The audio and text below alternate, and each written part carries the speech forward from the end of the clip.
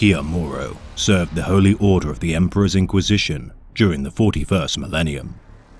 A man unshackled by the bureaucracies and boundaries of society, Kiamuro would purge the enemies of his Imperium without mercy. Dabbling in the arts of farseeing, Kiamuro would seek out tarot readers throughout the Imperium to seek validation that his fate would be changed.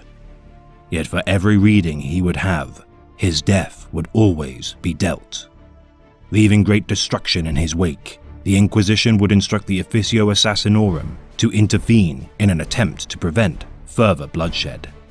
Confronted by a Calidus assassin during a confrontation with another Inquisitor group, Kiamuro's retinue would be carved to pieces by the assassin.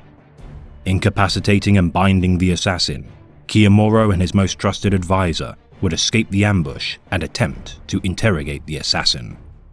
Yet the knives of the Emperor cannot be bargained with, and as the cards would predict, Kiamuro's life would be ended with the intervention of the Vindicare Temple of the Assassinorum. Whether this was due to his consorting with Xenos, his rampant bloodletting, or another reason, is unknown. Yet the Assassinorum now uses Kiamuro's identity and influence for their own gain, the purpose to which is best left to the Emperor and his deadly servants.